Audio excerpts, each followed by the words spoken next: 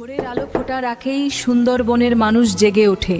মাতলা নদীর বুক চিরে ছোট ছোট ডিঙি নৌকা এগিয়ে যায় গভীর অরণ্যের দিকে।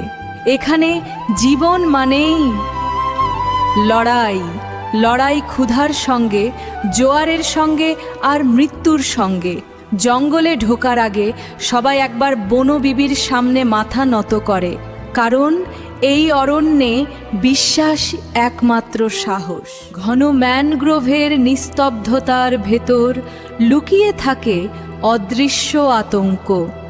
এই জঙ্গল শুধু গাছের নয়, এটি রয়্যাল টাইগারের রাজত্ব। মধু সংগ্রহ করতে কিংবা কাঠ কাটতে গিয়ে অনেকেই আর ঘরে ফেরে না। তবু জীবিকার টানে মানুষ প্রতিদিন ঢুকে ঢুকে পড়ে মৃত্যুর দরজায়।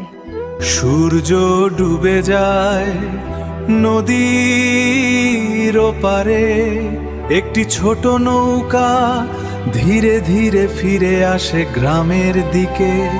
ঝুড়িতে মাত্র কয়েকটা মাছ।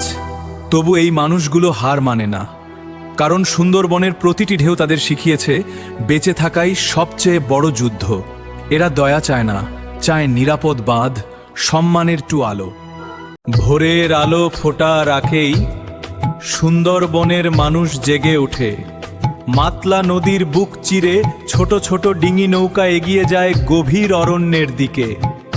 এখানে জীবন মানেই লড়াই, লড়াই ক্ষুধার সঙ্গে, জোয়ারের সঙ্গে আর মৃত্যুর সঙ্গে। জঙ্গলে ঢোকার আগে সবাই একবার বনবিবির সামনে মাথা নত করে, কারণ এই অরণ্যে বিশ্বাসই একমাত্র সাহস। নদীর ওপারে একটি ছোট নৌকা ধীরে ধীরে ফিরে আসে গ্রামের দিকে। ঝুড়িতে মাত্র কয়েকটা মাছ। তবু এই মানুষগুলো হার মানে না, কারণ সুন্দরবনের প্রতিটি ঢেউ তাদের শিখিয়েছে বেঁচে থাকাই সবচেয়ে বড় যুদ্ধ। এরা দয়া চায় না, চায় নিরাপদ বাঁধ, সম্মানের টু আলো।